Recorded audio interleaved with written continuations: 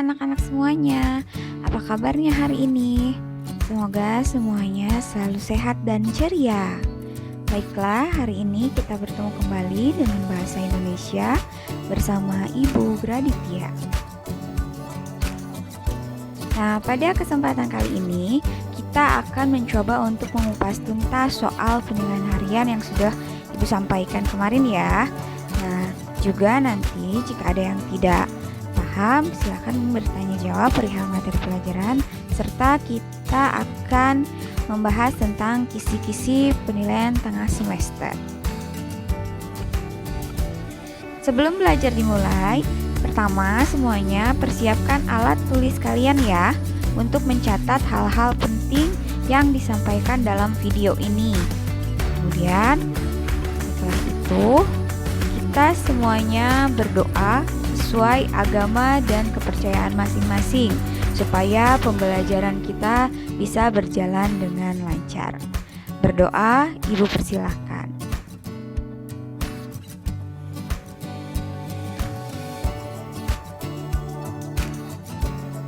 Baiklah, berdoa selesai. Mari kita mulai pelajaran kita hari ini. Nah, di soal pertama ada soal pernyataan berikut yang merupakan ciri teks deskripsi adalah, kalian perlu ingat ya, ciri teks deskripsi di buku paket halaman 7 itu ada 1. Menggambarkan objek dengan memerinci objek secara subjektif ya. Ini. Kemudian yang kedua, menggambarkan objek dengan konkret seolah pembaca mampu merasakan, melihat, mendengar, mengalami apa yang dideskripsikan. Maka jawaban yang tepat untuk soal yang ada di layar ini adalah apa? Ya, betul sekali jawabannya, penggambaran objek dengan melibatkan kesan indera. Karena menggunakan contoh fakta gambar peta dan angka itu juga tepat, tapi sebetulnya deskripsi itu kata kuncinya adalah menggambarkan atau penggambaran. Begitu ya anak ya, paham? Nah, ini ciri teks deskripsi yang ada di layar ini, silakan untuk kamu tulis di buku catatan supaya kamu bisa lebih ingat teori yang Ibu sampaikan. Selanjutnya, Taman Putropang terletak di wilayah kompleks Istana Sultan Aceh di Banda Aceh. Taman ini dibuat Sultan Iskandar Muda untuk bla bla bla Putri Pahang. Di taman tersebut terdapat sebuah bangunan unik bernama Gunungan. Nah, jika ada pertanyaan seperti ini, maka jawabannya adalah mengenang. Mengapa mengenang? Karena ini kan masa lalu, ya. Jadi dijadikan untuk sebagai bahan untuk mengenang. Seperti itu. Yang ini tidak perlu dicatat ya.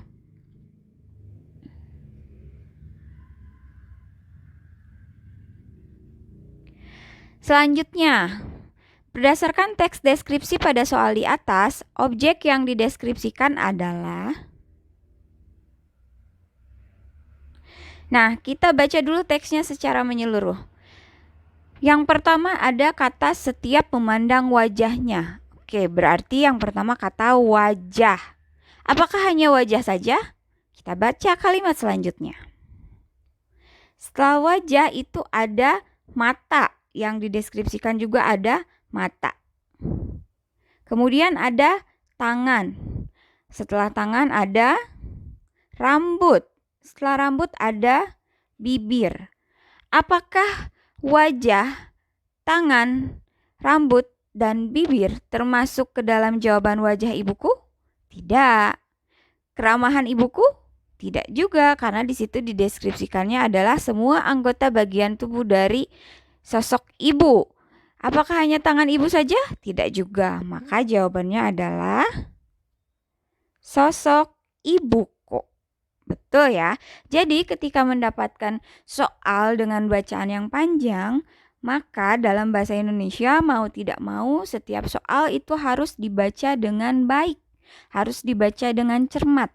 Sehingga kamu tidak akan salah memilih jawaban. Selanjutnya, kalimat perincian pada teks deskripsi di atas terdapat pada kalimat.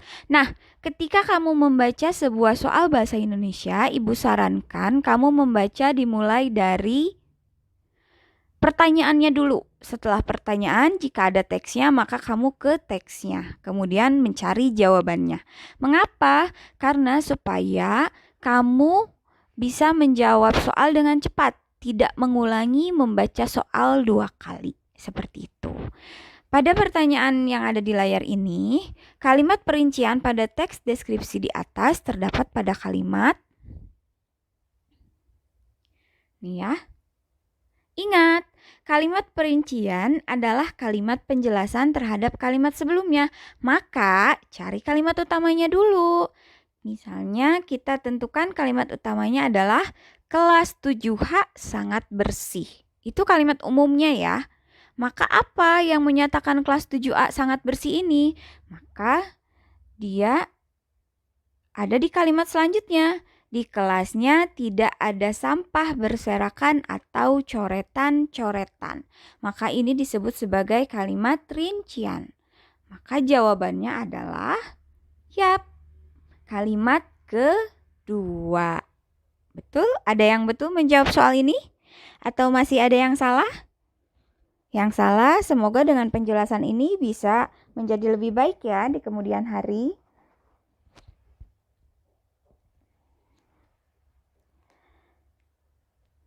Baik, selanjutnya.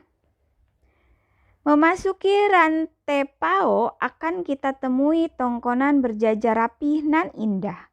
Kalimat di atas secara indrawi kita seakan-akan. Nah, secara indrawi itu sama dengan penggunaan panca indera. Penggunaan panca indera dalam dalam teks deskripsi itu ada seolah-olah bisa dilihat, bisa dirasakan, bisa didengar. Maka memasuki rantai PAO akan kita temui. Itu biasanya apa? Dilihat, dirasa, atau didengar. Kemudian berjajar rapi nan indah. Jadi dianalisis setiap kalimatnya ya. Nah, kita temui berjajar rapi nan indah, apakah itu dilihat, dirasa, atau didengar? Maka jawabannya adalah seolah-olah bisa dilihat atau bisa melihat. Ya. Baik, kita lanjutkan ke soal selanjutnya. Berdasarkan ciri-ciri tersebut yang termasuk ciri teks deskripsi adalah, ingat lagi nih, ciri teks deskripsi yang ada di buku paket halaman 7-8. 1. Menggambarkan objek dengan memperinci objek secara subjektif. 2. Menggambarkan objek dengan konkret seolah pembaca mampu merasakan, melihat, mendengar, mengalami apa yang dideskripsikan. 3. Objek yang dideskripsikan bersifat khusus. 4. Isi teks deskripsi menjadi bagian-bagian objek seperti ciri-ciri dan lainnya secara terperinci. Nah, kita analisis setiap kalimatnya. Oke, 1. Menggambarkan atau melukiskan suatu benda, tempat, atau suasana tertentu. Betul? Ini ada? Ya, ini ada ya.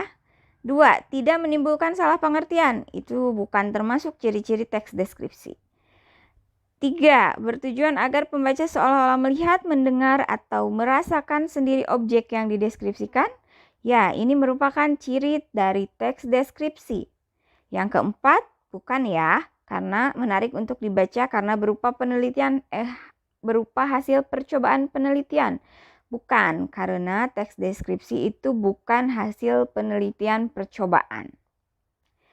Yang kelima, iya ya, menjelaskan ciri-ciri objek seperti warna, ukuran, bentuk, dan keadaan suatu objek secara terperinci.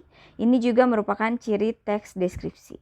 Maka yang merupakan ciri teks deskripsi adalah kalimat pertama, kalimat ketiga, dan kalimat kelima. Maka jawabannya adalah 3 dan 5. Ini ciri-ciri teks deskripsi yang disampaikan pada video ini. Tolong untuk ditulis ya, supaya kamu lebih ingat teori yang Ibu sampaikan. Selanjutnya, wahana olahraga yang ditawarkan di objek wisata Pantai Saridewi adalah ketika kamu menemui sebuah pertanyaan seperti ini, tipsnya baca teks secara menyeluruh. Kamu harus membaca semuanya secara menyeluruh. Atau kamu bisa melihat opsi jawaban kemudian mencocokkannya dengan teks. Nah, sekarang kita lihat. Ada kalimat berbagai macam olahraga air seperti speedboat, banana boat. Nah, juga ada kalimat area diving. Maka jawabannya diving, speedboat, banana boat. Lanjut ya ke pertanyaan selanjutnya. Objek yang digambarkan pada teks deskripsi tersebut berkenaan dengan kita baca satu persatu. Setiap malam berpuluh ribu tikus menyerbu desa-desa di Kecamatan Pracimantoro. Segala macam tanaman sampai pohon petai Cina yang sudah tua habis digerogoti tikus. Binatang piaraan seperti ayam, kambing, dan sapi tidak luput dari serangan tikus yang ganas itu. Apalagi bahan makanan, memang itu yang dicari. Habis tandas ditelan tikus. Bahkan penduduk beberapa desa terpaksa diungsikan karena ketakutan. Sampai sekarang masih ada orang yang tidak mau pulang ke kampung halamannya. Ini juga sama ya, ketika menemukan soal seperti ini, maka tipsnya baca teks secara menyeluruh. Kamu tidak boleh berhenti membaca di kalimat pertama. Nah, memang di teks ini disampaikan ada setiap malam atau keadaan waktu. Tapi tidak berbicara tentang keadaan waktu sebetulnya. Deskripsi pada teks ini yang disampaikan adalah peristiwa tentang penyerangan tikus di kehidupan warga. Selanjutnya, teks deskripsi di atas menggambarkan tentang, ayo coba semuanya dibaca dulu. Ingat ya yang Ibu sampaikan, baca teks secara menyeluruh. Jangan membaca teks pada kalimat pertama saja. Kita baca ya. Sekolahku indah, aku senang berlama-lama di sekolah. Lingkungan sekolahku hijau dan rindang. Di belakang sekolah terdapat sebuah taman yang indah, hijau, rindang, dan mungil. Banyak tanaman hias di taman mini itu. Ada pot-pot tanaman yang bervariasi, sepatu bekas bisa dijadikan pot yang indah dan menarik. Demikian pula barang bekas lainnya, seperti botol, kaleng, dan bekas tempat makanan bisa dijadikan pot yang indah. Selain jenis pot kreatif, banyak jenis tanaman yang segar, hijau, dan indah. Aku sering duduk di taman itu sambil membaca buku atau mengerjakan PR sambil menunggu kakak menjemputku. Taman sekolah itu disebut Taman Mini Alba 10. Nah, setelah membaca keseluruhan isi teks, mana yang lebih banyak dibicarakan? Sekolah indah atau taman mini atau deskripsi tentang taman? Ya, betul. Yang banyak dibicarakan adalah taman sekolahku disebut Taman Mini Alba. Jadi jawabannya Taman Mini Alba 10. Begitu ya nak. Baik, kita lanjutkan. Teks deskripsi tersebut menggambarkan tentang Bagas sangatlah manja. Hampir tiap malam, Bagas tidur di ujung kakiku. Sebelum ku elus-elus, dia selalu menggangguku. Kalau waktunya makan, dia berputar-putar di depanku sambil mengibas-ngibaskan telinganya yang panjang. Mulutnya berkomat kamit seperti orang sedang berdoa. Kemanjaannya membuat aku selalu rindu. Nah, ini berbicara tentang manja, ya. Teks ini berbicara tentang manja. Manja itu biasanya di apa? Fisik, sifat, kehidupan, atau lingkungan? Ya, betul. Jawabannya adalah sifat. Selanjutnya, kalimat di atas termasuk struktur teks deskripsi bagian. Ingat, struktur teks deskripsi ada 3. Yang pertama, identifikasi berupa gambaran umum. Yang kedua, deskripsi bagian berupa rincian objek. Dan yang ketiga, simpulan berisi tentang kesan penulis. Kita lihat kalau ada gambaran umum, kalimat pertamanya itu adalah kalimat definisi. Biasanya ada merupakan, yaitu adalah. Maka kita baca dulu teksnya. Hal yang tak kalah menarik ada di bagian utara teluk ini. Hamparan batu karang yang memecah ombak lautan berdiri dengan sangat gagah. Karena keeksotisan tempatnya, tak ayal hamparan batu karang ini menjadi spot terfavorit bagi pengunjung untuk berfoto sambil menikmati ciptaan Tuhan yang luar biasa indah ini. Sementara itu, di bagian selatan teluk ini masih banyak sekali hutan bakau yang berjajar rapat seolah-olah menjadi pagar pembatas antara pantai dan lautan. Apakah teks paragraf yang disajikan ini merupakan simpulan? Bukan ya. Identifikasi? Bukan juga. Deskripsi umum? Deskripsi umum tidak ada di struktur teks deskripsi. Maka jawabannya adalah deskripsi bagian. Struktur teks deskripsi yang Ibu sajikan ini, kamu tulis ya di teorinya supaya teori ini bisa kamu ingat. Selanjutnya, perbaikan penulisan kata depan di berdasarkan teks tersebut yang tepat adalah: ingat, penulisan kata depan harus dipisah. Harus dipisah dari kata yang diikutinya. Nah, kata depan biasanya itu menunjukkan tempat. Ada kata depan di, ada kata depan ke, dan ada kata depan dari. Caranya kamu lihat semua kata yang ada dalam kalimat, yang ada di, yang ada ke, dan ada dari. Kita lihat ya, di paragraf ini banyak muncul kata di. Maka kita analisis bersama. Pertama ada kata di desaku. Di desaku, dia itu menunjukkan tempat, bukan? Ya, kata di desaku menunjukkan tempat, maka seharusnya penulisannya dipisah, maka dia termasuk kata depan. Selanjutnya ada di belakang. Di belakang juga dia menunjukkan tempat, maka seharusnya dipisah, bukan di belakang tapi di belakang. Selanjutnya, di balik. Di balik juga merupakan kata depan. Jadi dia penulisannya juga harus dipisah. Selanjutnya, dialog. Dialog. Dialog itu bukan kata depan, maka dia penulisannya harus digabung. Selanjutnya ada disorotkan. Dia penulisannya harus digabung juga karena bukan merupakan kata depan. Maka yang selanjutnya dia juga harus digabung ya. Nah, maka jawabannya di desaku. Di desaku. Ini di desakunya betul, tapi dialog bukan kata depan. Dialog bukan kata depan, disorotkan bukan kata depan. Di belakang betul kata depan, tapi dimainkan bukan kata depan. Seharusnya penulisannya dimainkan, digabung seperti ini ya. Nah, yang tepat adalah di belakang dan di desaku dengan penulisan kata di dipisah dari katanya. Maka jawabannya adalah di belakang dan di desaku. Lanjut ya. Kalimat berikut yang menggunakan majas atau gaya bahasa personifikasi. Kita ingat, majas itu adalah bahasa kiasan, bahasa tidak sebenarnya. Ini penulisannya agak kurang hurufnya ya, mohon maaf.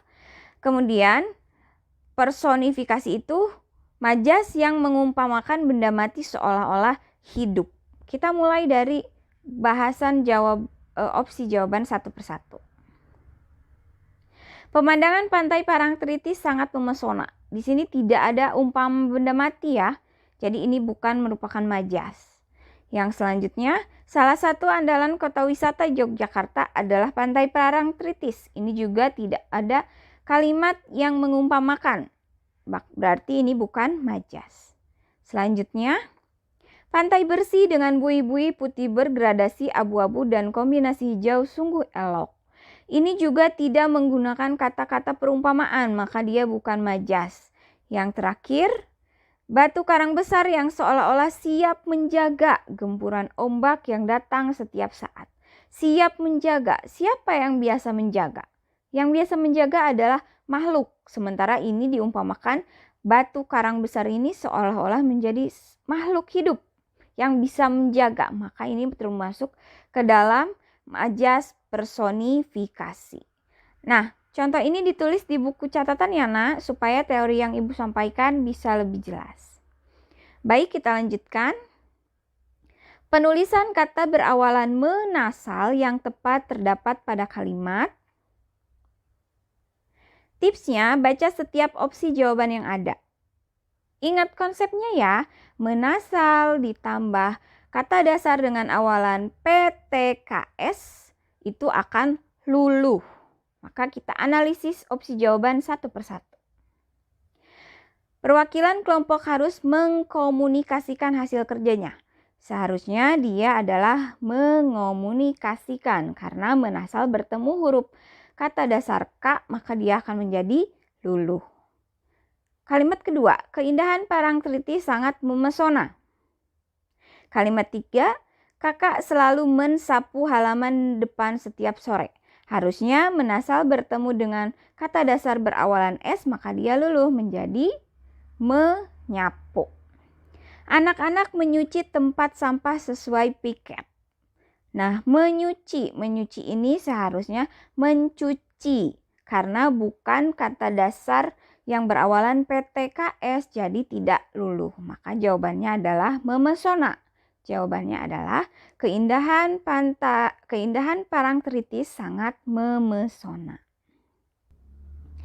Proses pembentukan kata secara berturut-turut dari kata menyajikan, memukau, menawarkan adalah, ingat ya, menasal bukan me.